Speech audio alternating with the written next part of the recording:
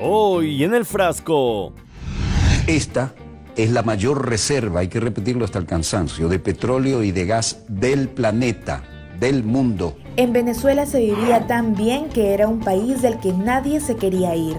Incluso se hablaba de la Venezuela saudita. Nosotros vivíamos un país de desigualdad, de exclusión, de contradicciones sociales profundas, de desarraigo completo. Y a raíz de eso hubo un estallido social que llegó a ese extremo. La madrugada del 4 de febrero de 1992, Venezuela despertó de la oscurana, gracias a una rebelión integrada por militares patriotas. El comandante Hugo Chávez insurgía junto con un grupo importante de militares patriotas y civiles también que se sumaron a esa rebelión contra el gobierno de Carlos Andrés Pérez. Devolviéndole a las venezolanas y venezolanos su petróleo, sus tierras, sus recursos anteriormente expoliados por el imperio yanqui.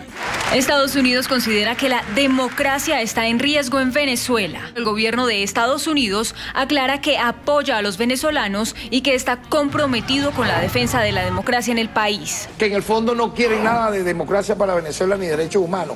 Quieren es apoderarse de la faja petrolífera del Orinoco. Quieren apoderarse del arco minero. Quieren apoderarse del coltán.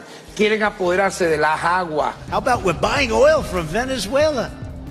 When I left, Venezuela was ready to collapse. We would have taken it over. We would have gotten all that oil. It would have been right next door. Creo que debemos tener conciencia del momento que vivimos para ponernos de pie y unirnos en la defensa, para saber defender. Primero para querer y luego para saber defender, ¿no?, nuestras materias primas, nuestros inmensos recursos naturales. Hablaremos sobre la revolución bolivariana y el legado de Hugo Chávez con nuestra invitada del día.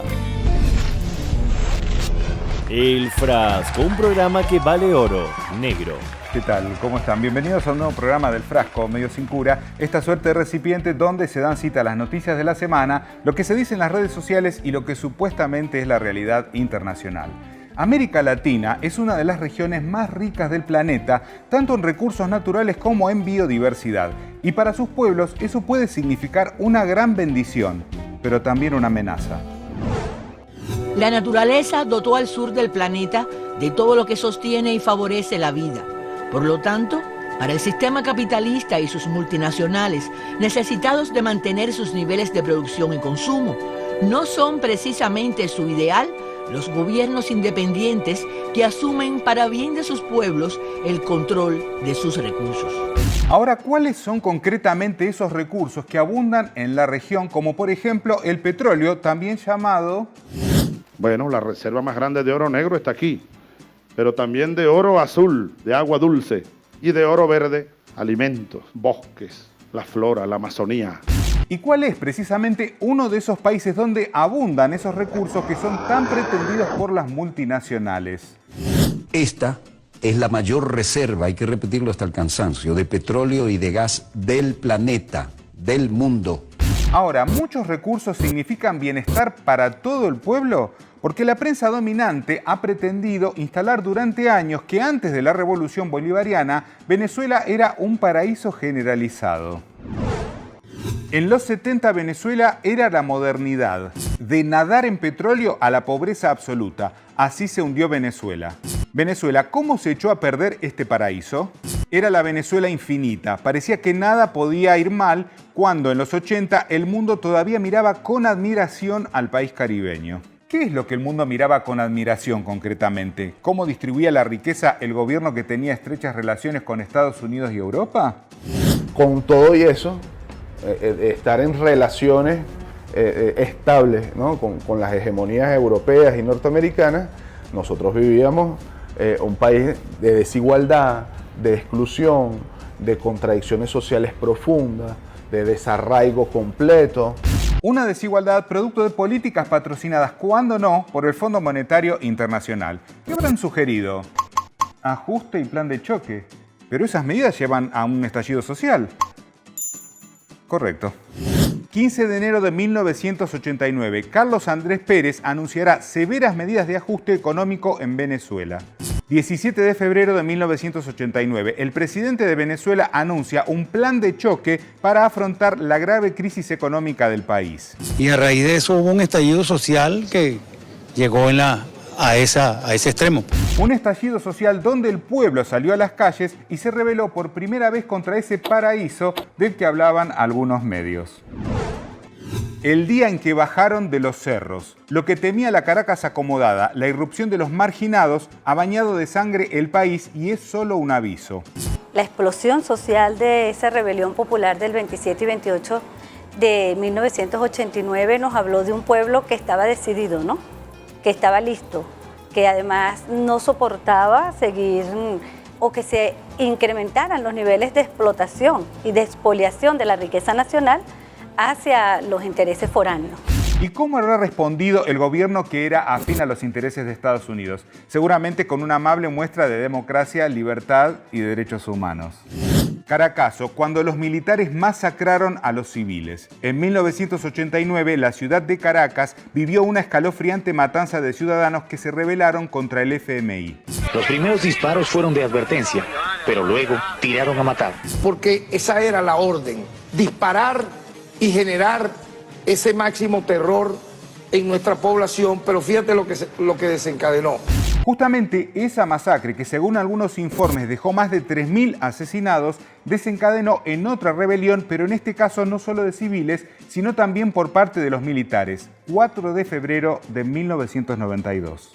El comandante Hugo Chávez insurgía junto con un grupo importante de militares patriotas y civiles también que se sumaron a esa rebelión contra el gobierno de Carlos Andrés Pérez. Rebelión de civiles y militares patriotas contra un régimen neoliberal, no se diga más. La prensa corporativa hizo lo suyo y habló de golpe. Militares proletarios y golpistas. El 4 de febrero de 1992, Hugo Chávez da su primer golpe de Estado contra la democracia. El golpe de Estado es un movimiento que se hace con intereses de élite. Que no hay una participación popular, no corresponde a una fuerza social. Por eso el 4 de febrero nos habla más de una insurrección, de una rebelión. Esa insurrección fue duramente reprimida y Chávez quedó detenido, pero convertido en un líder popular. Tras su liberación siguió sumando apoyos y en 1998 se presentó a elecciones. El resultado irritó a la prensa dominante. El golpista venezolano Hugo Chávez gana las elecciones legislativas y regionales. Y lo que comenzó desde entonces fue un nuevo periodo donde la administración de aquellos preciados recursos naturales fue la clave. Devolviéndole a las venezolanas y venezolanos su petróleo, sus tierras, sus recursos anteriormente expoliados por el imperio yanqui. Pero ¿cómo se atrevió Chávez a dejar que Venezuela regalara recursos que el tío Sam daba por hecho que le pertenecían? Estados Unidos a la carga. No le perdonó el imperio norteamericano su temple de enfrentarlo. Un golpe de Estado en Venezuela. Sueños de algún desesperado. Dirigirnos al pueblo venezolano para desconocer el actual régimen de gobierno y la autoridad de Hugo Rafael Chávez Frías. Era obvio que los medios privados jugaron un papel clave en esta conspiración. Así es, un golpe de Estado que tuvo una particularidad, porque en este siglo las principales armas no son las que se cargan en los cañones. El golpe de Estado contra el presidente Hugo Chávez en abril de 2002 no solo fue la primera acción antidemocrática en la América Latina del siglo XXI, sino también el primero en el mundo en ser calificado como un golpe mediático. Los programas televisivos, las empresas radiales, todos los grandes medios privados se confabularon contra las reformas sociales promovidas por Hugo Chávez. De esta manera se configuró un escenario favorable para que el 11 de abril de 2002 se efectuara el golpe de Estado al presidente venezolano. Sin embargo, lejos de prosperar, el golpe fracasó y terminó fortaleciendo aún más a Chávez, que siguió adelante con reformas que impactaron favorablemente en los más vulnerables. Donde los invisibles, que ahora son ciudadanos, donde ese 1,5 millones de personas que no sabía leer aparece leyendo, donde teníamos 800.000 estudiantes en el sistema de educación universitaria y pasamos a 2.700.000 estudiantes en educación universitaria. Pero no solo se impulsaron grandes cambios a nivel social, sino que además se levantaba la bandera de la soberanía y la independencia. Eso que tal vez no le sienta muy bien a ciertas potencias. La marcha de la revolución bolivariana significa el retorno de muchas cosas, entre otras el retorno del derecho de las naciones a su soberanía, a manejar sus recursos naturales. Mientras Chávez seguía teniendo gran apoyo popular, le diagnosticaron cáncer en 2011 y tras diversos tratamientos fallece en el año 2013. Al respecto, el politólogo Atilio Borón ha planteado dudas respecto a lo ocurrido con un dato por lo menos para sospechar. Fíjate vos que los 5 tipos más cercanos a la Guardia de Seguridad de Hugo Rafael Chávez Frías en este momento están en los Estados Unidos con identidad protegida. Lo cierto es que antes de su partida, el líder de la revolución bolivariana había designado a Nicolás Maduro como su sucesor. ¿Y qué sucedió? Maduro ganó las elecciones y los ataques contra Venezuela recrudecieron. Estados Unidos aún no reconoce a Maduro como presidente de Venezuela. Obama declara a Venezuela amenaza para la seguridad nacional de Estados Unidos. Es lo que nosotros denominamos la columna vertebral de las agresiones que van a venir contra Venezuela y que hoy se expresan en 928 sanciones y medidas coercitivas de todo tipo. Medidas coercitivas que devastaron la economía venezolana y afectaron las conquistas sociales logradas durante ese proceso, lo que dio lugar a una feroz campaña por parte de los medios que antes atacaban a Chávez y ahora a Maduro. Maduro encadena a su pueblo a la miseria. Maduro, el hombre que lidera el fracaso más descomunal que ha registrado el continente en las últimas décadas. El tirano chavista que arruinó el paraíso petrolero del Caribe. Nuestro país ha sido atacado de una manera multiforme. Ha sido atacado en lo político, en lo económico, en lo mediático, pero fundamentalmente la base de ese ataque ha estado en devastar y destruir la economía venezolana como vía de implosionar la situación política y dar cabida a un cambio de régimen, que es al final el objetivo de los agresores de Venezuela y principalmente de Estados Unidos. Y en este intento de forzar un cambio de régimen, muchos medios se convirtieron en una especie de casa de apuestas en la que arriesgaban pronósticos sobre cuánto duraría Nicolás Maduro en el poder. 2013, Jaime Bailey dice que Maduro tiene los días contados. Pues decían, no, Maduro no pasa el 2003, no, Maduro no pasa el 2014. 2016, Nicolás Maduro, políticamente muerto. 2017, Vicente Fox dijo que Maduro renuncia o sale con las patas por delante en un cajón. No pasa el 2017. Maduro no aguanta esta guerra económica. Se cae y se va. El régimen de Maduro está sumamente débil, está aislado y como se diría en el boxeo, está contra las cuerdas. Y cuando se está contra las cuerdas hay que noquear. No, señores, los que besaron la lona fueron otros. Lo cierto es que es 2024, Maduro sigue en el poder con estabilidad política y una economía que pese a los intentos de golpe de Estado, magnicidios, sanciones y demás ataques, se está recuperando. Venezuela alcanzó 3 objetivos fundamentales para la recuperación de la economía. Y como aquellos medios especializados en demonizar a Venezuela no pueden evitar hablar del repunte, lo presentan así. La economía de Venezuela creció más del 5% en 2023, según Maduro. Y precisamente sobre esta revolución bolivariana, veamos lo siguiente y hablamos con nuestra invitada del día. De alguna manera, hay que decirlo con modestia, pero hay que decirlo. Hay que decir que cuando el imperio arremete contra Venezuela, como lo dijo Daniel Ortega, no está arremetiendo solo contra Venezuela, está arremetiendo contra infinidad de pueblos en América Latina y en otras partes del mundo. Está arremetiendo contra la posibilidad de futuro, de un futuro distinto, alternativo. Está arremetiendo contra los pueblos que luchan por su liberación, por la justicia social. Bueno, muy bien. Y para hablar de este tema tenemos el gusto de tener aquí en el estudio a Paula Jiménez, directora de Nodal, Noticias de Latinoamérica y el Caribe. Paula, bienvenida al programa. Hola, ¿qué tal? Un gusto saludarte, saludar a toda la audiencia. Bueno, Paula, ¿crees que de alguna manera todos estos ataques que hemos visto a lo largo de los años, ¿no?, del poder hegemónico, están apuntados no solo a Venezuela, sino a que no se convierta en un faro para los otros países? Yo creo que sí, por supuesto.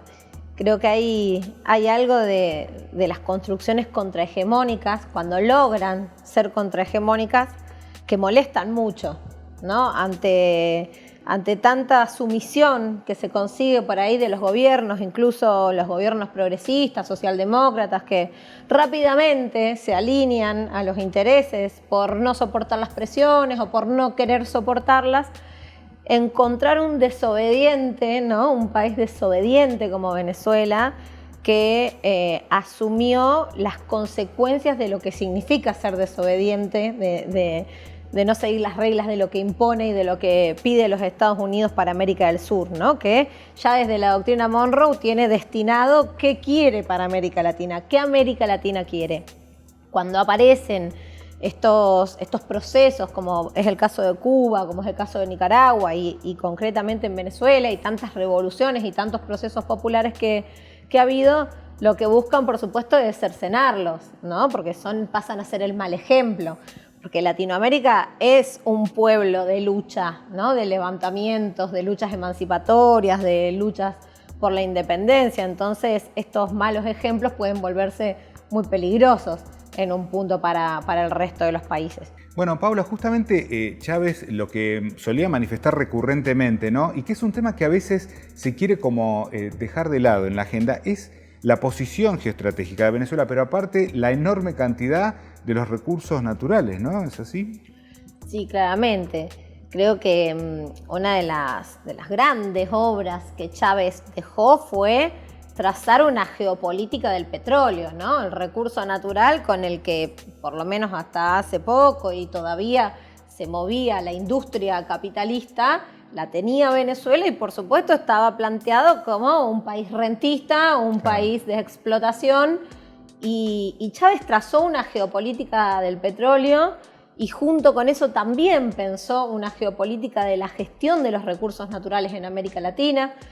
Yo me acuerdo, y se deben acordar muchos, esa imagen en la que están Chávez con Néstor Kirchner en un mapa de Latinoamérica en el que trazan una vía de ferrocarril que conectaba a todos los países, atravesaba Latinoamérica, no de mar a mar, de océano a océano para el comercio hacia afuera, sino una vía que conectaba y que permitía el intercambio de recursos naturales en pos de la industrialización, en pos de la soberanía alimentaria, ¿no? Había una capacidad de pensar estratégicamente desde una independencia y obviamente siempre regional, nunca solamente venezolana, ¿no? Entonces, bueno, claro que sí, creo que ahí fue donde se paró para construir todo lo que hizo en la geopolítica del petróleo, ¿no? Y ni hablar de cómo gestionó con otros países y fue construyendo por fuera del unipolarismo en este mundo pluricéntrico y multipolar del que él hablaba, fue construyendo otras relaciones comerciales, otros intercambios, ¿no? Con Turquía, con Irán, con Rusia, con China, fue armando otro mapa de no alineados, construyó adentro de la OPEP incluso alianzas interesantes, entonces también tuvo un rol contrahegemónico en la disputa por estos recursos naturales a los que vienen con toda la voracidad, ¿no? Exactamente, bueno, una voracidad que también se traslada a los medios de comunicación, ¿no? Y aquí, particularmente en el programa, siempre ponemos el foco, ¿no? En los titulares, en la demonización. Pero vos viviste en Venezuela. Ahora, ¿cómo era ese contraste, ¿no? Vivir en Venezuela, ver el proceso revolucionario y ver los titulares que hablaban de, bueno, un poco más era el mal del universo. Sí, claro, un contraste enorme, porque los medios hegemónicos, particularmente aquí en Argentina, viven tirando dardos venenosos contra Venezuela como el país terrorista, el país de la corrupción, el país que no se puede pisar, que no se puede vivir, ¿no? Y en una guerra de narrativas, ¿no? Sí. Porque creo que una de las formas en las que se expresa esta lucha contra los países independientes es a través de la construcción de narrativas con los medios hegemónicos. Y frente a esa narrativa, que al fin y al cabo no es más que una narrativa, finalmente, la realidad, la materialidad, más allá de una crisis que se vive cada día, ¿no? Obviamente, un país bloqueado, como estuvo Venezuela hasta hace poco, incluso sigue estando en muchos aspectos, tiene muchas menos condiciones para abastecerse, para importar, para exportar, para industrializarse, muchísimas dificultades que son reales, pero la causa de esas dificultades no es el gobierno que gestiona mal, sino todas las medidas coercitivas unilaterales que asfixian permanentemente la posibilidad de la autodeterminación, ¿no? de cómo gestionar los recursos naturales. Entonces, eso, más la realidad cotidiana que se vive, ¿no? Que en este sentido creo que fue una de las grandes fortalezas del proceso revolucionario venezolano, la territorialidad, la construcción de poder popular, las redes tejidas, los lazos y al fin y al cabo la humanidad de las relaciones, ¿no? Uno está acostumbrado en estos países tan capitalistas a que las relaciones están mercantilizadas, ¿no? Hasta la amistad incluso está mercantilizada. Allá no, allá las relaciones se viven desde otro lugar, desde un lugar desmercantilizado, humano, colectivo, y eso es otra forma de vida, eso no se puede contar, los medios jamás podrían contarlo. Interesante eso, ¿no? Y digamos, viéndolo en perspectiva, tomando esto que decís, ¿no? ¿Cuál crees vos que es el mayor logro de esta revolución? Y si quizás tiene que ver en digamos, esta fusión entre lo civil y lo militar. Tiene que ver profundamente con lo civil y con esa unión, la unión cívico-militar, si no creo que no sería posible una revolución, dadas las condiciones objetivas, claro, la estructura económica y política de Venezuela, pero fundamentalmente creo que tiene que ver con haber construido una democracia popular y participativa.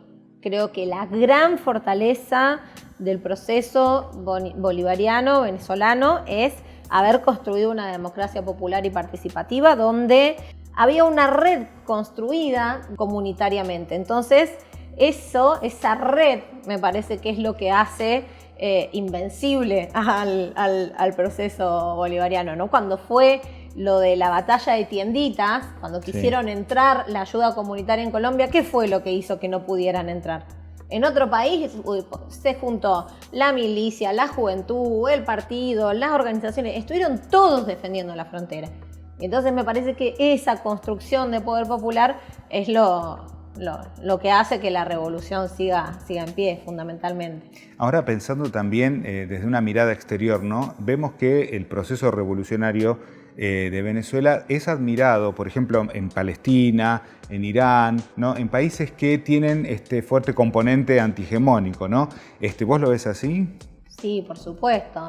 Creo que los países que se animan y que consiguen dar una batalla contra el capitalismo, ¿no? Decir, el capitalismo no es la única forma en la que podemos organizarnos y lograr construir desde gobiernos nuevas alianzas, nuevas formas de gestionar, hermana de por sí, claro, ¿no? Hermana, unifica, encuentra, construye alianzas y al no ser capitalista, al no tener esa pretensión acumulativa, al tener otras pretensiones, rápidamente aparece la solidaridad, aparecen otros valores, aparece el apoyo, ¿no? Cuando Venezuela estaba en los peores momentos, recordemos que Irán le mandó petróleo, que Turquía le mandó alimento, que Vietnam le mandaba arroz.